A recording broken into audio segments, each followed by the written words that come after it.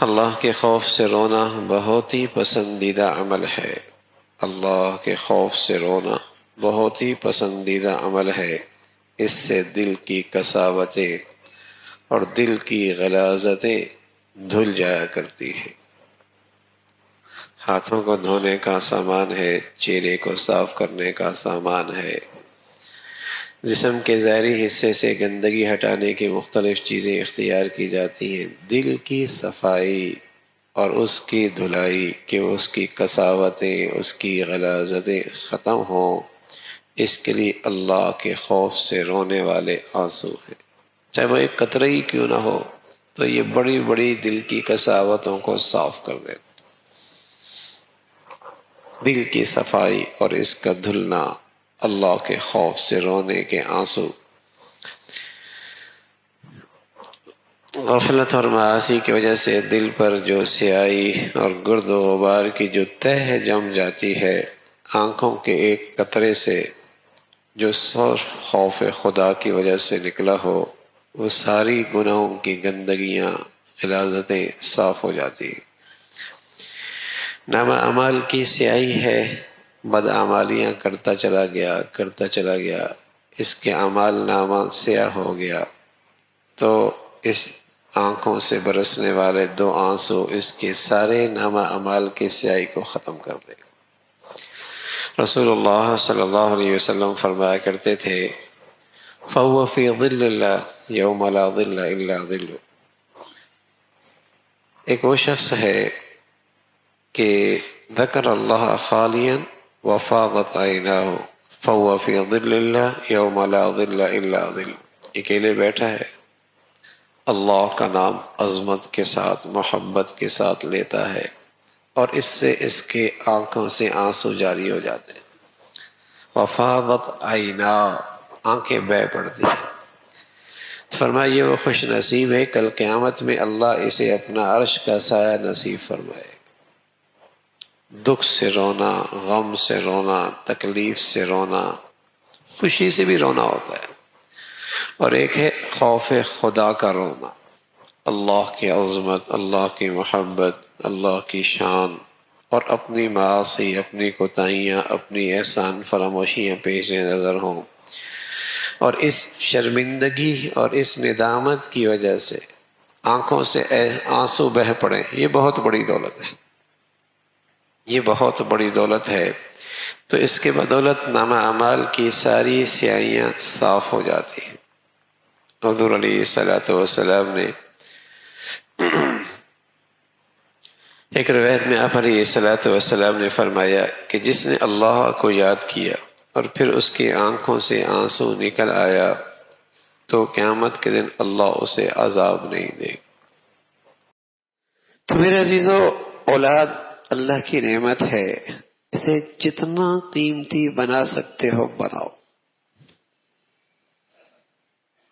اس پہ سرمایہ کاری کرو۔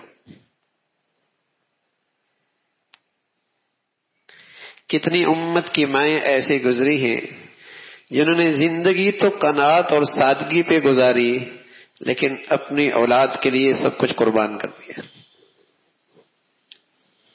باپ کا انتقال ہو گیا، یہ سوت کاتا کرتی تھی، دھاگا بنایا کرتی تھی، اور اپنے بچوں کے لیے ضروریات زندگی اکٹھی کرتی تاکہ میرا بیٹا دین سیکھتا چلا جائے۔ اور پھر اللہ نے کیسا چمکایا، سبحان اللہ، لاکھوں انسانوں کو ایمان کا نور کا واسطہ اس کا بیٹا بنا۔ تو اللہ وکان اللہ شاکرا علیما، بڑا قدردان ہے، بڑا قدردان ہے۔ جب باپ کی محنت لگتی ہے اولاد پر اور ماؤں کی قربانیاں لگتی ہیں اولاد پر، پھر اس کی اولادیں چمکنے لگتی ہیں، چمکتی ہیں۔ پھر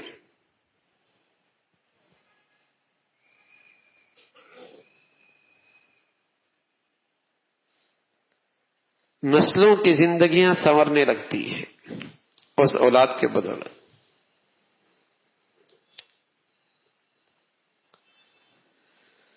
تو اولاد ایک ایسی چیز ہے میرے عزیزو، اس پہ سرمایہ لگائیے، اس میں سرمایہ کاری کیجیے، اپنی صلاحیتوں کی، اپنے وقت کی، اپنی محنت کی، اپنے وسائل کی، اسے امت کے لیے قیمتی بنائیے.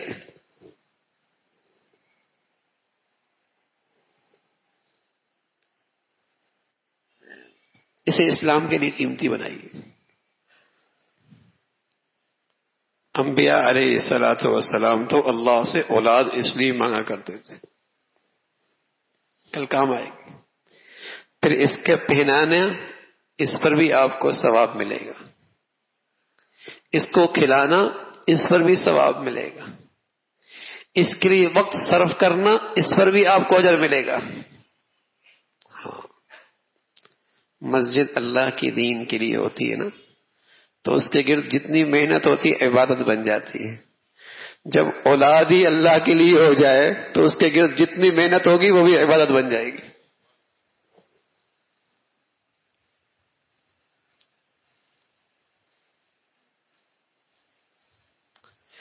اس کے گرد جتنا محنت ہوگی، جتنا سرمایہ لگے گا، جتنی صلاحیتیں لگیں گی، اللہ کے لیے ہے، وہ بھی عبادت بن جائے گی.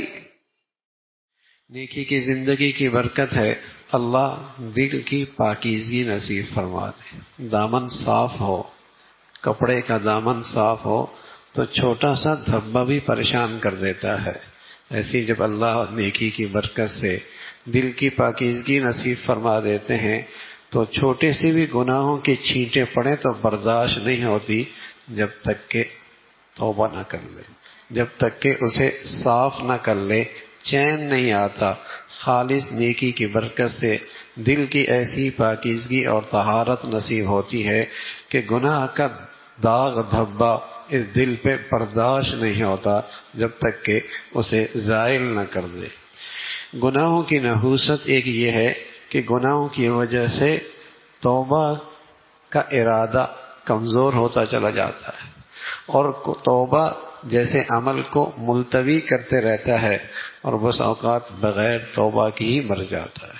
گناہوں کی نحوست یہ ہے کہ توبہ کا ارادہ کمزور ہوتا چلا جاتا ہے، ابھی کر لوں گا، ابھی کر لوں گا، اور اسی کرتے کرتے بس اوقات گناہوں کی نحوست کے ساتھ دنیا سے جاتا ہے. جیسے آج صبح حدیث ہم نے ایک سنائی، اللہ کے نبی صلی اللہ علیہ وسلم کی بڑی اہم حدیث ہے، جس میں اللہ کے نبی نے ایمانی زندگی کی کسوٹی بتائی ہے. کسوٹی، ایمانی زندگی کی کسوٹی یہ نہیں ہے بھائی کہ نماز سے اسلام شروع ہوا، نماز پہ ختم ہو گیا. جو چند نیکیاں شروع کیں وہی اسلام، اول آخر وہی اسلام. اسلام کی کسوٹی یہ ہے کہ اللہ کی نافرمانی دیکھو بے چین ہو جاؤ، پریشان ہو جاؤ. اس نافرمانی کو ہاتھ سے روکو تو روکو، نہیں روک سکتے تو زبان سے روکو، نہیں روک سکتے تو اندر بے چینی پیدا کرو تاکہ میں اسے کس طریقے سے اسے ختم کر سکوں.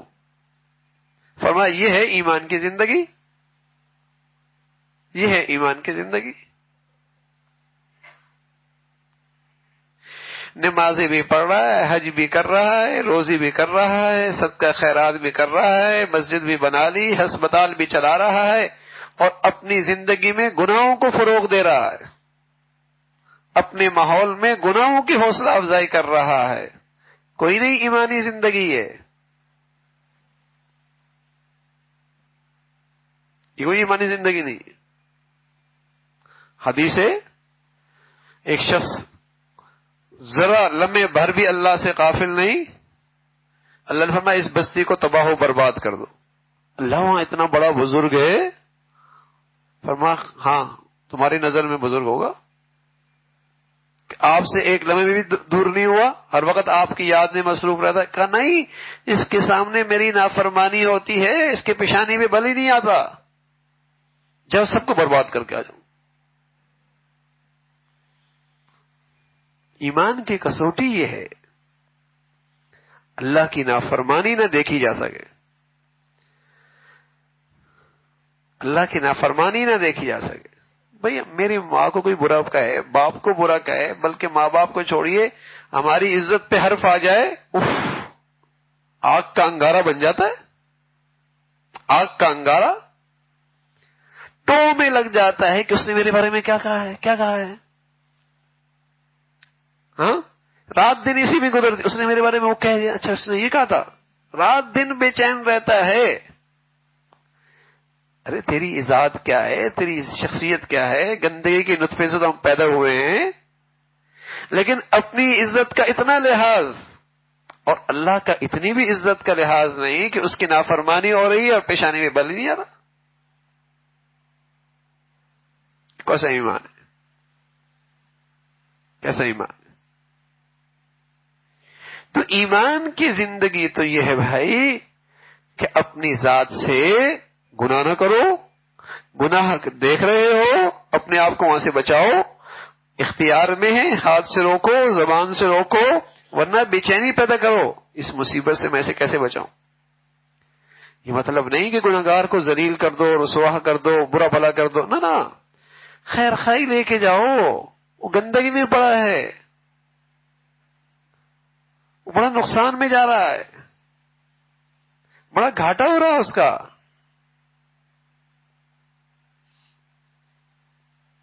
یہ دین ہے.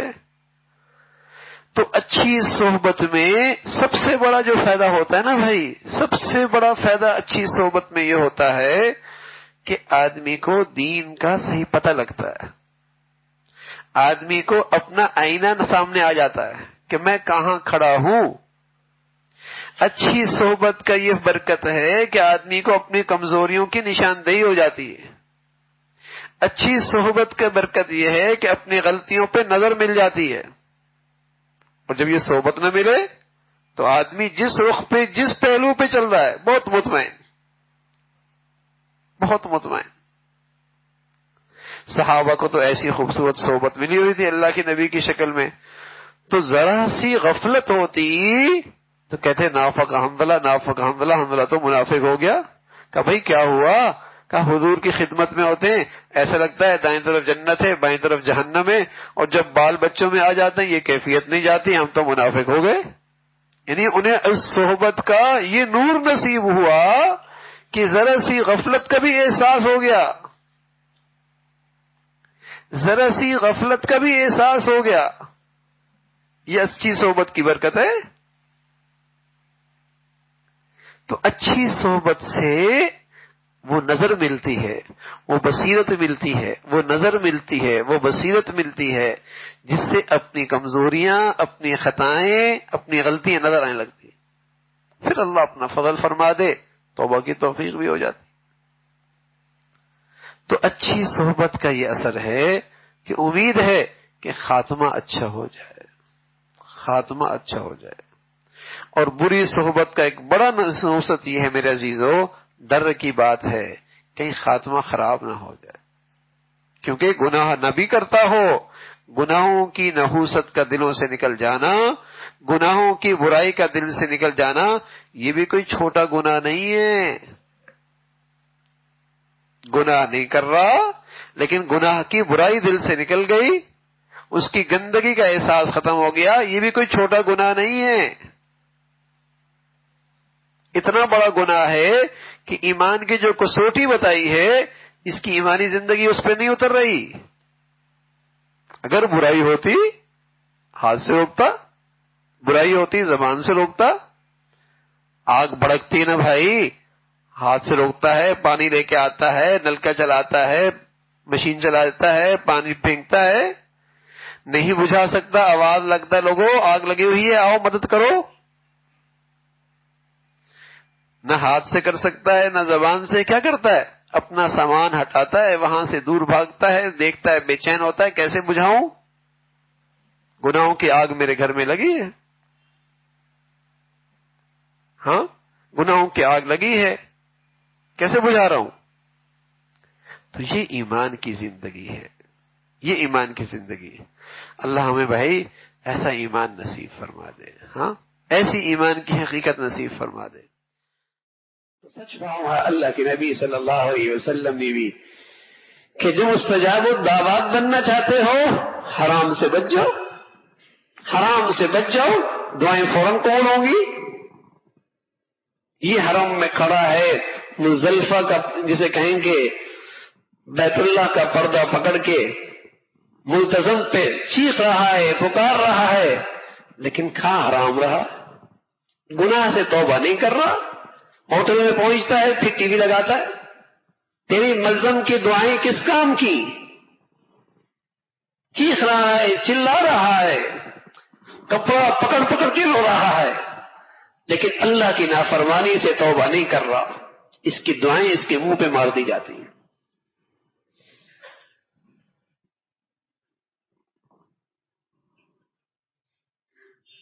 گناہوں سے بچے گا تب فریادیں قبول ہوں گی، تب فریادیں قبول ہوں گی۔ سود بھی کھا رہا ہے، حرام بھی کھا رہا ہے، بے پردگی بھی ہے، اللہ کے غضب کو دعوت بھی دے رہا ہے۔ رسول اللہ صلی اللہ علیہ وسلم فرمایا کرتے تھے، اذا ظہر الزنا والربا فی قوم اذن اللہ بہلاکہا، جب سود خور اور بدکار لوگوں کی کثرت ہوتی ہے، اللہ اس سوسائٹی اور قوم کو ہلاکت کا، اس قوم کے لیے ہلاکت کا فیصلہ فرماتا ہے۔ ادھر تو اللہ سے جنگ کر رہا ہے، ہلاکت کے فیصلے ہو رہے ہیں، اور یہ سمجھ رہا ہے میری فریادیں قبول ہو جائے۔ آنکھیں بھی زنا کرتی ہیں جب ان آنکھوں سے حرام دیکھا جائے، زبان سے گندے بول لیے جائیں غیر محرموں سے، یہ بھی زنا کرتی ہے۔ کان بھی زنا کرتے ہیں جب حرام عشق کی باتیں سنی جائیں۔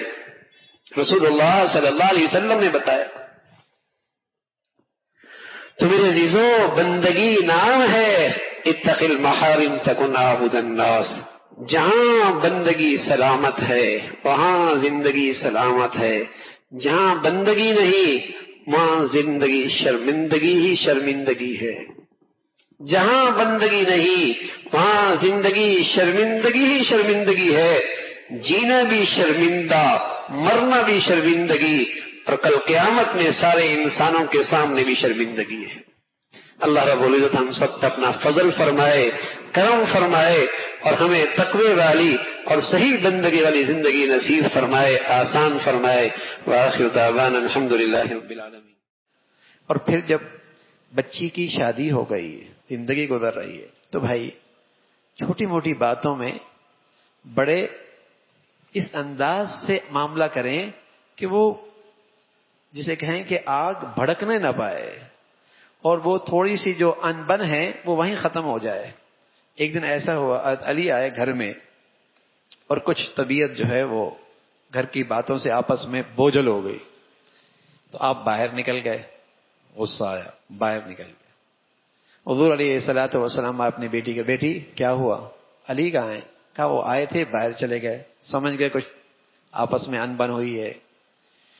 اب اللہ کے نبی ہیں، کیا مقام ہے آپ کا، کیا مرتبہ ہے آپ کا، کیا شان ہے، نہ کس حکمت سے کام کیا۔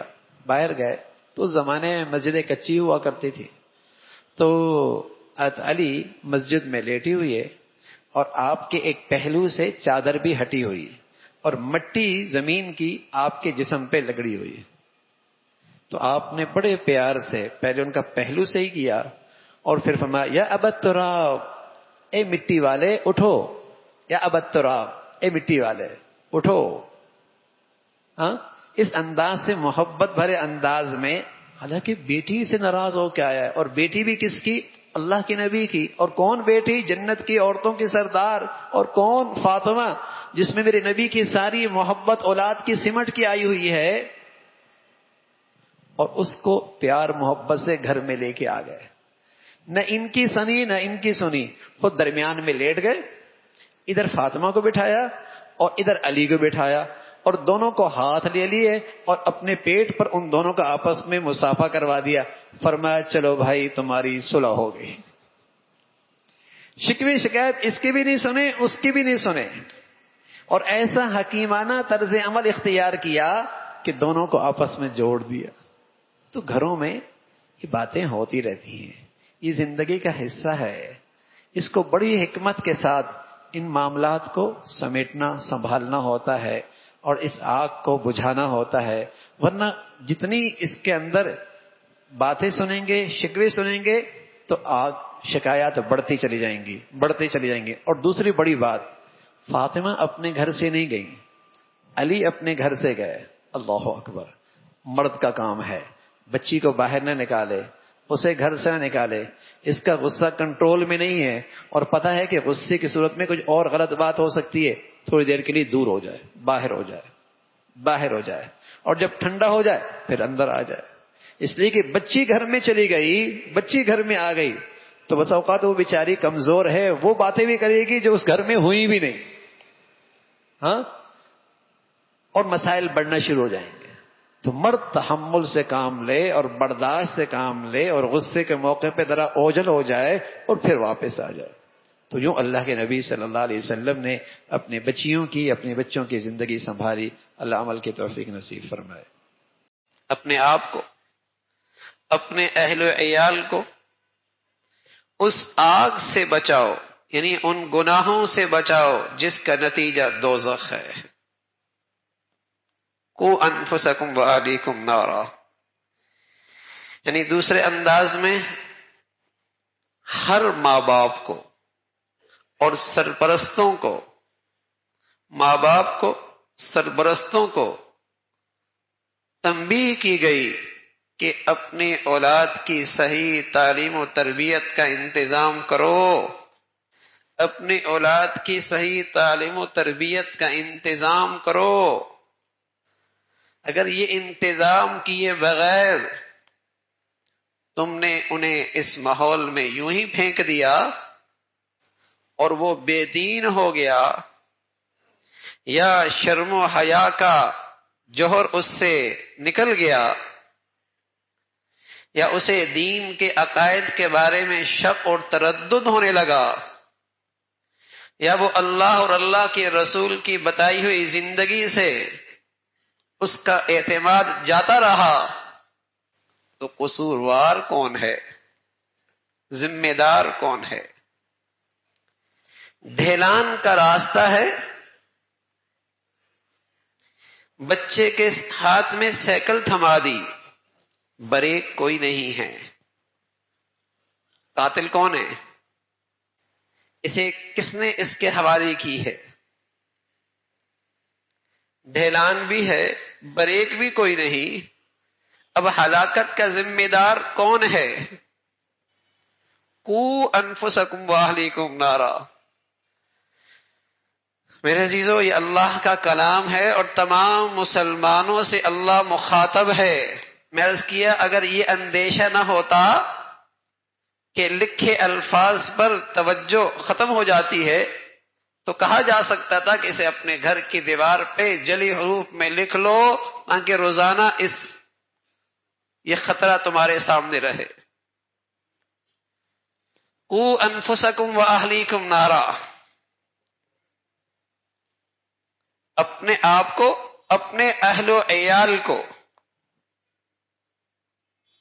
یہ مسلمانوں پر ایک فریضہ ہے کہ ان کی صحیح دینی تعلیم و تربیت کا انتظام کرنا. رسول اللہ صلی اللہ علیہ وسلم فرمایا کرتے تھے جو شخص زکوٰۃ نہیں دیتا اللہ اس کی نماز بھی قبول نہیں کرتا. اس لیے اللہ کے نبی صلی اللہ علیہ وسلم فرمایا کرتے تھے جو زکوٰۃ نہیں دیتا اللہ اس کی نماز بھی قبول نہیں کرتا. زکوٰۃ تو اسلام کا بنیادی فریضہ ہے. کوئی مسلمانوں میں زکوٰۃ ادا نہ کرے تو اللہ رب العزت نے بتایا یوم یحمى علیہ فی نار جہنم فتقوی بها جباؤہم وجنوبہم وظہورہم ھذا ما کنزتم لانفسکم فذوقوا ما کنتم تکنزون. جہنم میں اس کے سونے چاندی کو گرم کیا جائے گا اور پھر اس کے پیشانی کو اور پھر اس کے پہلوؤں کو داغا جائے گا اور کہا جائے گا ھذا یہ ہے تیرا خزانہ، اب چکھ تو اپنے خزانے کا مزہ. مسلمان ہو کر، ایمان والا ہو کر ایسا کم بخت اور ایسا بدترین بخیل کہ فریضہ زکوٰۃ بھی تیری زندگی میں زندہ کوئی نہیں ہوا. ھذا ما کنزتم لانفسکم فذوقوا ما کنتم تکنزون. یہ ہے تیرا خزانہ، اب چکھ اس کا مزہ. اس لیے رسول اللہ صلی اللہ علیہ وسلم فرمایا کرتے تھے کہ ہو نہیں سکتا کسی کے مال میں زکوٰۃ کی رقم مل جائے اور پھر اس کا مال ہلاک نہ ہو نہیں سکتا کہ کسی کے مال میں زکوٰۃ کی رقم رہ جائے اور پھر وہ ہلاک نہ ہو. دو آدمی ہیں جو اللہ کے لیے آپس میں محبت کرتے ہیں، نفسانی جذبے کی وجہ سے نہیں، نفسانیت کی وجہ سے نہیں، اغراض مفادات کے لیے نہیں، کوئی دنیاوی غرض پیش نظر نہیں ہے، اللہ کے لیے آپس میں محبت کرتے ہیں. اجتماع علیہ، اسی محبت پہ رہتے ہیں، وتفرقا علیہ، اور جب جدا ہوتے ہیں ان دونوں میں سے کسی کا انتقال ہوتا ہے تو اسی اللہ کی محبت میں رہتے ہیں. جینا بھی اسی پر رہا اور مرتے دم تک اسی محبت میں رہے، اللہ انہیں اپنے عرش کا سایہ نصیب فرمائیں گے. حضرات علماء محدثین نے لکھا ہے، سبحان اللہ کیا پیاری بات ہے، کہ جو اغراض کی خاطر محبتیں، نفسانیت کی خاطر محبتیں ہوا کرتی ہیں وہ ناپائیدار ہوا کرتی ہیں. اس کا موسم ہوا کرتا ہے، جوانی ہے، جیب میں پیسہ ہے، عہدہ ہے، منصب ہے، حسن ہے، خوبصورتی ہے، کشش ہے، وہ یہ موسم ہوتا ہے، وہ محبت وہاں تک ہے. لیکن سبحان اللہ جو محبت اللہ کی خاطر ہوتی ہے وہ بڑی پائیدار ہوتی ہے، زندگی بھر رہتی ہے، زندگی بھر رہتی ہے. جو اغراض کے لیے ہوتی ہے، نفسانیت کی بنیاد پر ہوتی ہے، ہاں، اور چہرے کے حسن اور شباب کی وجہ سے وہ موسمی ہوتی ہے. جب تک موسم ہے، اب وہ موسم 2 مہینے کا ہے، سال کا ہے، 5 سال کا ہے، 10 سال کا ہے، جیب میں پیسے 8 سال کے ہیں، 20 سال کے ہیں، وہ ایک موسمی ہے. لیکن جو محبت اللہ کے لیے ہو، یہ ہر موسم میں محبت رہتی ہے.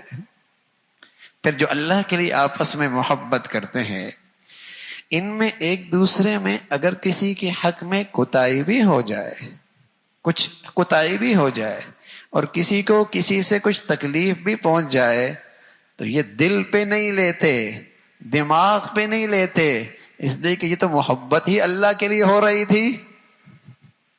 اس کو دل پہ نہیں لیتے، اس کو دماغ پہ نہیں لیتے، اس لیے کہ یہ محبت تھی ہی اللہ کے لیے.